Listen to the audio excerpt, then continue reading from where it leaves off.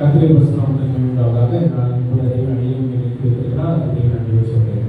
இதனாலும் கூட இப்படி ஒரு வாய்ப்பை கொடுத்த சபையாளர், சபையை கூட்டத்தை நோக்கி சபையை நயிக்குங்கள் அனைவரும் நன்றிகளை நான் தெரிவித்துள்ளேன். எடுத்தவர்கள் சத்தமாக வாசிக்கலாம்.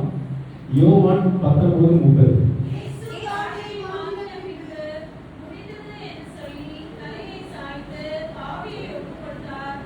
அனைவரும் கண்களை மூடுவோம். ஜெபம் கிருபை மகா வேதத்தை நம் காவலர்கள் நான் சுவாமி நான் இருக்கிறது உங்களுக்கு சுத்த கிருபையாக என் வீட்டு எதிர்த்து வைத்து மற்ற கூட ஸோ ஒரு 2 வருஷம் கழிச்சு நான் திருப்பி இருக்கேன். அதுக்கான காரணம் என்ன, நான் ஏன் இந்த ஒரு வார்த்தையை எடுத்தேன் அப்படின்றதுக்கான காரணத்தை நான் கடைசியில் சொல்கிறேன். அதுக்கு முன்னாடி நம்ம இந்த வார்த்தையை வச்சு பார்க்கலாம். மற்ற எல்லா வார்த்தையும் காட்டிலும் இந்த வார்த்தையுடைய அழுத்தம் அப்படிங்கிறது ரொம்ப ரொம்ப அதிகம்.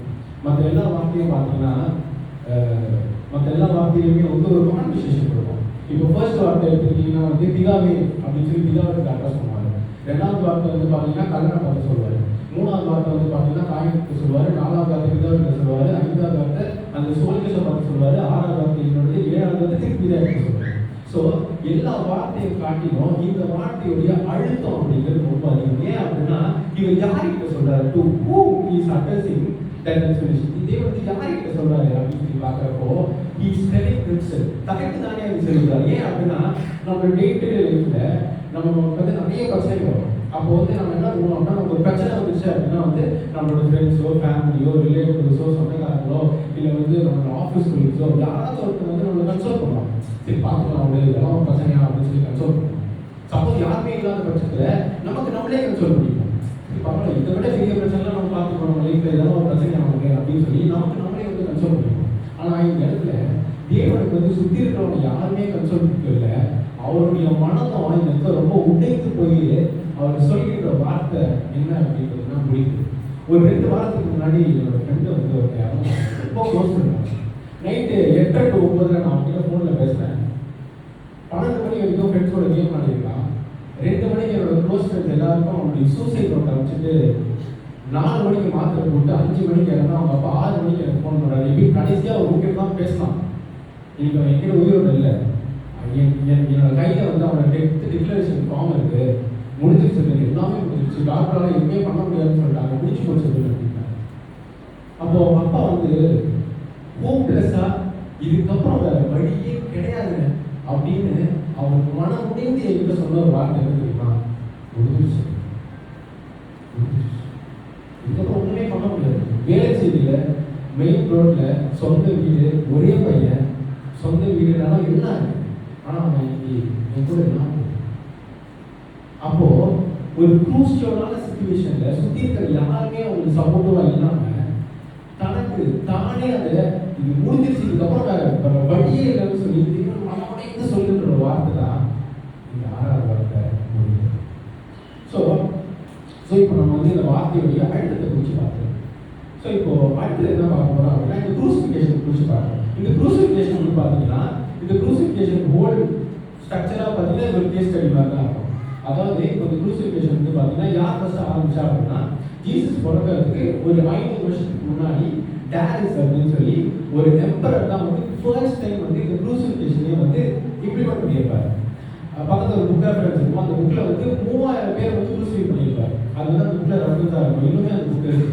ஸோ இப்படி தான் இந்த உலகத்துக்கு க்ரூசிஃபிகேஷன் சிலுவையில் அறையணும் அப்படிங்கிற ஒரு கான்செப்டை கொண்டு இந்த ராஜா. ஆனால் இந்த ஒரு க்ரூசிஃபிகேஷனில் பண்ணாத ஒரு விஷயத்த நம்ம ஜீசஸ் பண்ணியிருப்பாங்க. என்ன அப்படின்னா அவருக்கு தலையில சூட்டப்பட்ட த்ரோன் ஆஃப் தாட், அவருக்கு தலையில சூட்டப்பட்ட அந்த முள் பீடம்.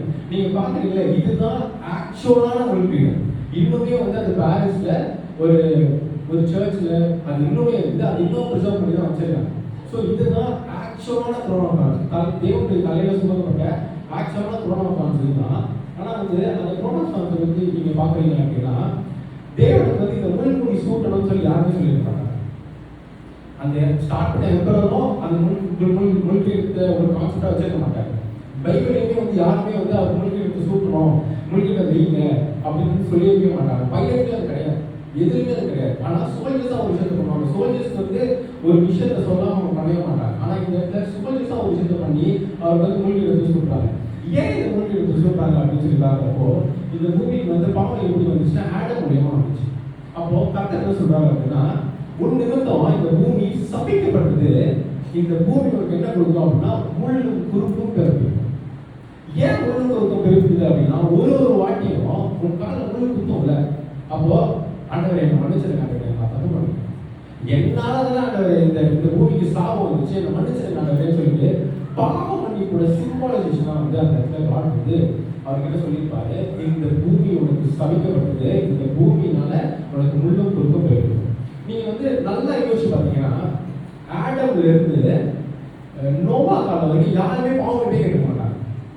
பாவம் மன்னிப்புக்கு ஒரு கான்செப்டே வந்து ஆடம்ல இருந்து நோவா வரைக்கும் இருக்காரு. இப்போ நீங்க வந்து ஆடம் கிட்ட போய் கேட்டீங்கன்னா ஆடம் என்ன சொல்லுவாங்க அப்படின்னா வந்து நான் தப்பு பண்ணல, ஏவாள் தான் பண்ணான் அப்படின்னு சொல்லுவாங்க.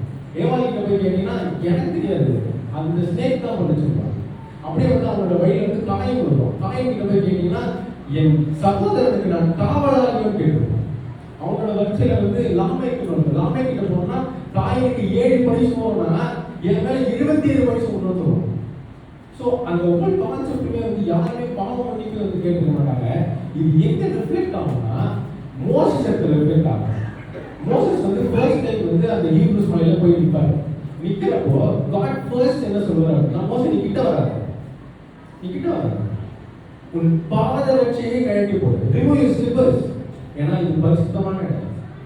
இந்த இடத்துல உனக்கு என்ன கொடுத்தாரு, முள்ள கொடுத்தாரு. ஏன்னா அங்க இருக்கிறதே வந்து போர்டிங் புஷ் தான், அந்த முள்செடி தான். அந்த முள்செடி இருக்கிறதுனால முள்செடி பரவாயில்ல தான் இருக்கும். அந்த முள்செடி எரியும், ஆனா அது கருக, அது அமைச்சு போகாது. அப்ப என்ன அப்படின்னா பூமியில பாவமும் சாபமும் இருக்கு. நீ கீழே இறங்கி போறப்ப கண்டிப்பா செருப்போடு தான் போக போற, கண்டிப்பா நீ செருப்போடு தான் போக போற. அது சிம்பாலிசேஷன் என்னன்னா, நாளைக்கு நான் வருவேன், அப்போ ஆடம் மூலமா இந்த பூமிக்கு பாவமும் சாபமும் வந்துச்சு. அந்த பாவத்தையும் சாபத்தையும் என் தலை மேல சுமந்து அதை நான் வந்து முடிக்க போகிறேன். அந்த சிம்பாலைசேஷன் தான் தெய்வம் சொல்லிவிட்டார் முடிந்தது என்று சொல்றாங்க. இந்த முடிந்ததுங்கிற ஒரு வார்த்தைக்கு பின்னாடி நிறைய அர்த்தங்கள் இருக்கு. அதுல ஒரு அர்த்தம் தான் தேவன் நமக்காக தன்னுடைய சிலுவையில அவர் வந்து நம்முடைய பாவத்தையும் சாபத்தையும் தலைமையில சுமந்து அவர். நீங்க எல்லாரும் யோசிக்கலாம், இந்த குரூசிஃபிகேஷன்ல வந்து இந்த மொழிபெயர்ப்பு வந்து ஒரு பெரிய கான்செப்ட் ஆகுது. மொழிபெயர்ப்பு வந்து சாதாரண விஷயம் ஆனா உள்ளதுன்னு அப்படின்னு நீங்க நினைச்சீங்க அப்படின்னா, இந்த ஹோல் இன்சிடென்ட் ஒரு நாளைக்கு முன்னாடி ஒரு நடக்கும். என்ன அப்படின்னா வந்து சுபஜிஸ் எல்லாம் வந்து காடை வந்து கேப்சர் பண்ண வருவாங்க. கேப்சர் பண்ண வரப்போ அங்க இருக்கிற ஒருத்தர் வந்து யார் இயேசு அப்படின்னு கேட்கிறப்போ அந்த வார்த்தை வசனத்தை படிச்சுன்னா ஃபர்ஸ்ட் வார்த்தை என்ன இருக்குன்னா நான் தான். அவர் எதுவுமே சொல்லியிருக்க மாட்டார். நான் தான் அப்படின்னு சொன்ன மாற்றத்துல அந்த சூழ்நிலைகள் பின்னிட்டு விழுந்தார்கள். ஏன்னா ஒரு ஆல்மைட்டி காட் அது. அவர்கிட்ட வந்து நம்மளால சாதாரணமா போயிட்டு ஒரு மொழிபெயர்த்து வச்சிருக்க முடியாது. ஏன்னா இந்த ஹோல் குரூசிஃபிகேஷனுமே வந்து இந்த படம் வந்து பெர்மிஷன் கொடுத்தாதான் எல்லாமே நடந்திருக்கும். ஸோ அப்படி இருக்கிறப்போ இந்த ஒரு மொழிபெயர்த்துக்கு முன்னாடி ஒரு பெரிய கான்செப்ட் இருக்கு. அதுக்கு அந்த ஒரு கான்செப்ட் மூலியமா வந்துன்னா தேவன் சொல்ற நம்மளுடைய பாவத்தையும் சாபத்தையும் அந்த இடத்துல அவர் வந்து முடிக்கிறார். ஸோ இந்த இடத்துல என்ன ஆகுதுன்னா ஆடம் மூலியமா வந்து ஒரு பாவத்தையும் சாபத்தையும் முழு மூலியமா கொண்டு வந்து அதை நம்முடைய தலையில சுமந்து நமக்காக அவர் வந்து இந்த இடத்துல நம்மளுடைய பாவத்தையும் சாபத்தையும் முடிக்கிறார். ஸோ வந்து இப்போ வந்து நம்ம இந்த முடிந்ததுங்கிற வார்த்தையுடைய அழுத்தத்தை குறித்து பார்க்கிறோம். இந்த முடிந்ததுங்கிற வார்த்தைக்கு பின்னாடி என்ன கான்செப்ட்ங்கிறத பார்க்கிறோம். இப்போ இந்த முடிந்ததுங்கிற வார்த்தையை வச்சு தேவன் உங்களிடத்துல என்ன சொல்ல வராங்க. போன டிசம்பர் என்னாச்சு அப்படின்னா வந்து ஒரு ஆஃபீஸ்லேருந்து ரிலீவ் ஆகி நான் புது ஆஃபீஸ் ஜாயின் பண்ணுறேன். ஜனவரி ஜாயின் பண்ணுறேன். அந்த ஆஃபீஸில் ஜனவரியில் ஜாயின் பண்ணிட்டு ஜனவரியில் ஜாயின் பண்ணி பிப்ரவரி மாதம் வந்து என்னோட டீம் எனக்கு கூப்பிட்டு இன்னைக்கு நைட் உங்களுக்கு ஒரு மெயில் வரும், அந்த மெயிலில் வந்து நான் வேலையை கொடுத்துருக்கோம், இன்னும் 7 நாள் நீங்கள் வேலையை போயிருங்க அப்படின்றாங்க. நான் வந்து என்னாச்சு இல்லை அவங்க மன்னிச்சுங்க 7 days தான் உங்களுக்கு டைம், 7 days வேலைக்கு போயிருங்க அப்படின்னு ரொம்ப கேஷுவலாக சொன்னாங்க. நான் என்ன அது அப்படின்னு நினச்சிட்டேன். சரி ஓகே பார்த்துக்கலாம், நான் இன்டர்வியூ அட்டன் பண்ணிடுவோம் அப்படின்னு சொல்லிட்டு இன்டர்வியூ அட்டன் பண்ணேன். இன்டர்வியூ அட்டன் பண்ணுறப்ப எனக்கு என்ன வந்துச்சுன்னு அப்படின்னா வந்து அன்ஃபார்ச்சுனேட்லி ஒரு நாள் செலக்டட், நீ வந்து தகுதி இல்லை அப்படின்னு சொல்லி அந்த கம்பெனிலேருந்து என்னை ரிஜெக்ட் பண்ணாங்க. ஒரு பக்கம் என்னன்னா என்னை வேலையை விட்டு தூங்குறாங்க, இன்னொரு பக்கம் என்னன்னா நான் அட்டன் பண்ண கம்பெனியில் எனக்கு ரிஜெக்ஷன் மெயில் வருது. நான் இப்போ ரொம்ப அழுது ஆண்டவரே என்ன ஆகுது, வருஷத்தோட 2வது மாசத்துல நான் நின்றுட்டு வருஷத்தோட 2வது மாசம் இன்னும் முடியவே இல்லை. அதுக்குள்ள ஒரு பக்கம் இப்படி ஒரு பிரச்சனை, இன்னொரு பக்கம் வாழ்க்கையில் நல்லதே நடக்க மாட்டேங்கிறாங்க. வருஷத்தோட 2வது மாசம் நின்றுட்டு நான் என்ன பண்ண போறாங்க அப்படின்னு சொல்லி ரொம்ப வருத்தப்பட்டு கேட்கிறப்போ தேவனோட பேசுறேன். அவர் என்ன சொன்னார், நான் மகனே நீ இந்த இடத்துல உட்காந்து ரொம்ப ஃபீல் பண்ணி இது முடிஞ்சிருச்சுன்னு நினைச்சு அழுதுருக்குல்ல, நீ எந்த இடத்துல இது முடிஞ்சிருச்சுன்னு நினைக்கிறியோ அதே இடத்துல இருந்து நான் உனக்கு ஒரு தூக்கத்தை கொடுத்துருவேன். நான் ஒரு தூக்கத்தை நமக்கு என்ன ஆகுது தூக்கம் அப்படின்னு சொல்லி நான் போயிட்டேன். அப்புறம் அடுத்த நாள் திரும்பி கீழே வந்து 7 நாள் 10ஆம் நாள் ஆக்குறனாலே இதுதான் தூக்கமா நன்றி அப்படின்னு. அப்புறம் 10 நாள் கழிச்சு எந்த கம்பெனியும் ரிஜெக்ஷன் பண்ணி வச்சோ அதே கம்பெனியை திரும்பி பண்ணி நான் உங்களோட ரிவ்யூ பார்ப்போம், நல்லா தான் இருந்துச்சு, நீங்கள் வந்து செகண்ட் ஒரு இன்டர்வியூ ட்ரை பண்ணுறீங்களா, சும்மா ட்ரை பண்ணுவேன் அப்படின்னா எனக்கு வந்து அது ரொம்ப ஷாக்கிங்காக இருந்துச்சு. ஏன்னா எப்பயுமே ஒரு பெரிய கம்பெனியில் 6 months விண்டோ தான், அதுக்கப்புறம் அட்டன் பண்ணுவாங்க. ஆனால் அந்த கம்பெனி திருப்பி எனக்கு கால் பண்ணி சொன்னாங்க. நான் அப்போ முடிவு பண்ணேன், அண்ணே என்ன ஆகுது எனக்கு இது போதும், 2 வருஷமா இந்த இடத்துல நான் வரவே இல்லை, நான் நிற்கிறேன், நான் எங்கேயோ இருந்தாங்க. ஆனால் எனக்கு ஒரு பிரச்சனை, நான் டவுனாக இருக்கேன், நான் ரொம்ப உடஞ்சு போயிருக்கேன்னு நீங்கள் குரல் கொடுத்தீங்க, நான் வந்து முடிவு பண்ணாங்க நான் வார்த்தையை பேச போறேன் அப்படின்னு சொல்லிட்டு நான் ப்ரேயர் பண்ணிட்டு ஆலயத்துக்கு ஆண்டவரே இந்த முடிந்ததுங்கிற வார்த்தைக்கு பக்கத்தில் யாரோட பேர் எழுதுனா அந்த இடத்துல நான் என் பேர் எழுதுறேன் அப்படின்னு சொல்லி விசுவாசத்தோட வந்தேன். நான் வந்து அந்த இடத்துல எனக்கு பேர் எழுதுனேன். பேர் எழுதி அடுத்த 2 நாள் இன்டர்வியூ அட்டன் பண்ணேன். அடுத்த 2 நாள் எனக்கு செலெக்ஷன் மெயில் இருந்துச்சு. அடுத்த 2 நாள் எனக்கு ஆன் போர்ட் பண்ணாங்க. நான் இந்த ஆஃபீஸில் வந்து வேலை செஞ்சேன். என்ன அப்படின்னா வந்து எந்த கம்பெனியில் வந்து என்ன ரிஜெக்ட் பண்ணாங்களோ, எந்த இடத்துல நீ தகுதியே இல்லை, ஒன்றுக்கும் உதவாத என்று ஒதுக்கி வைத்த கல்லு தான் என் தலைக்கு மூளைக்கல்ல இருக்கு. அதே போல எந்த இடத்துல நீ வேலைக்கே ஆக மாட்டேன் வேலையை விட்டு தூக்கினாங்களோ, எந்த இடத்துல நீ செலக்டே ஆக மாட்டேன் அப்படின்னு சொல்லி தூக்கினாங்களோ அதே கம்பெனிலேருந்தே வந்து இன்னைக்கு வந்து உயர்த்தி வைத்திருக்கிறேன். நான் வந்து ரொம்ப கம்மியான சம்பளம் தான் கேட்டேன். ஆனால் அவங்க இல்லை, நான் அதிகமாக தான் பேசுறேன். ஆண்டவரே என்ன ஆண்டவரே, உலக பிரகாரமாய் இருக்கிற ஒரு முடிவு அது ரொம்ப சின்னது, ஆனா தேவன் நமக்கு கொடுக்கிற ஒரு துவக்கம் அது ரொம்ப பெருசு. ஏன் அப்படின்னா இந்த ஹோல் குரூசிஃபிகேஷன் பார்த்தீங்கன்னா இந்த மாதிரி ஸ்ட்ரக்சர் தான் இருக்கும். ஏன்னா இந்த ஹோல் குரூசிஃபிகேஷன்ல எல்லாமே சிலர் அடைந்து வாட் மட்டும் அது முடிந்ததுங்கிற வார்த்தை சொல்ல இங்க எல்லாருமே அதான் நினைச்சிருப்பாங்க, முடிஞ்சிச்சு அவ்வளவுதான். சிலர் நினைச்சிருந்தாங்க அவர் இறந்துட்டாரு, அவ்வளவுதான், எல்லாம் முடிஞ்சிச்சு, அவ்வளவுதான், அவ்வளவுதான் அப்படின்னு நினைச்சிட்டு இருக்கிறப்போ அவர் வந்து உயிர் தெரிந்து வருகிறாரு.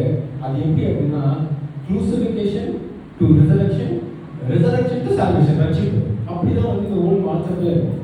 ஸோ இங்க இருக்கிற எல்லாருமே என்ன நினைச்சிருப்பாங்கன்னா அது முடிஞ்சிருச்சுன்னு நினைப்பாங்க.